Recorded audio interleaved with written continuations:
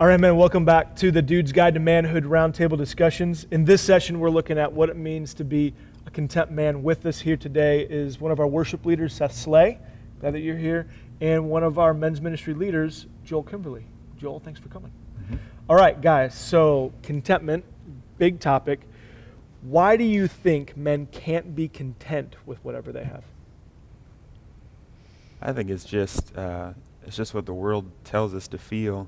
You know, we're always trying to get to that next level or that next goal, and so it's easy just to look past what you currently have and just always be pushing forward and looking ahead. Yeah, so not thinking about what you've been given, what you have attained, what you do have, what the Lord's given, but looking at, but it'd be great if I had this. Absolutely. In this, yeah. I think we all have kind of this grass is greener mentality. Like we're just kind of built with that in our human nature, where nothing that we do is ever going to be good enough or compared to what's over the fence, if you will. And even if you get over the fence, get into that other grass, then what's next?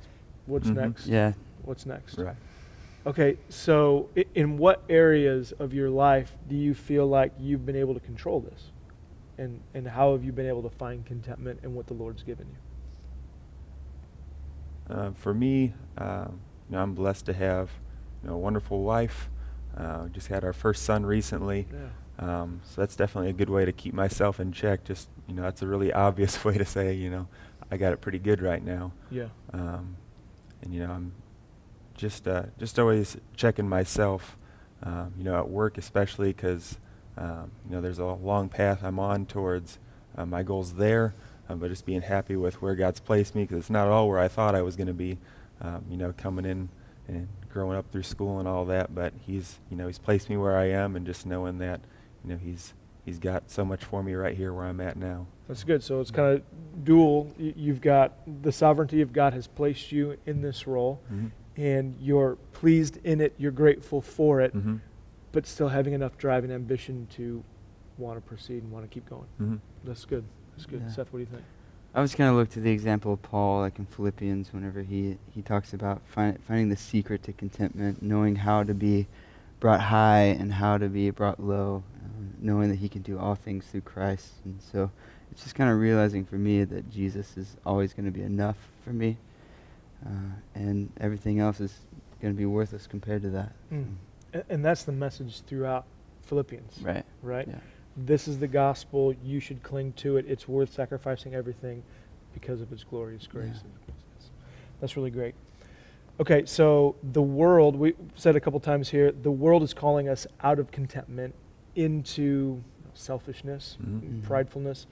So what are specific ways in which you combat that when you feel it coming into your soul, creeping up, that you don't want to be content with what you have?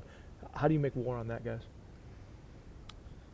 Yeah, so you hold captive your thoughts, knowing that if you go to the Lord in prayer or whatever, if you give those things, lay them at the cross, lay them at Jesus' feet, then you can pretty much guarantee that he's going to take care of those things and get those things out of your mind by the power of the Spirit within you. That's good. And so, yeah, that's what I try to do when I'm looking to put those desires of my flesh away, those sinful impulses of not being grateful. What I try to do is I ask God, okay, give me eyes to see what you've blessed me with. Okay?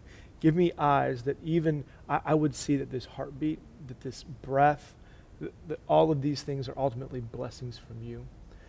The other thing that I try to do is every quarter I try to read a biography or an autobiography of a missionary throughout time, because we've got it good, guys. I mean, like, all of a sudden when I'm complaining about, man, my 2004 automated Windows car is really doggone it, then I start reading about these guys who put all their belongings in a casket to gladly go and sacrifice it all for the gospel, and I start going, okay. Yeah. Okay. That kills selfishness in my life. I mean, again, you look at Paul, who's writing Philippians from prison, Right. So, like, he was writing these things, I've found contentment even in prison. Right. So yeah, the guy teaching you how to be happy.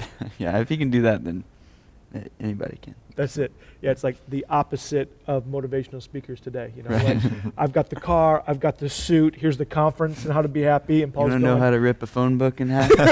right? Yeah, yeah. And what Paul's saying is, I've got nothing. I didn't know if I was going to live tomorrow. I'm in jail, and this is how to find joy. Right. Yeah, that's the flip that Christianity brings for Yeah. sure. Well, guys, you've got an opportunity now to be able to seek out this conversation on your own in your table groups. So we would want you now to go into these discussions and seek out what it means to be a content man as you lead, love, and protect in every aspect of your life. Let's go into that conversation now.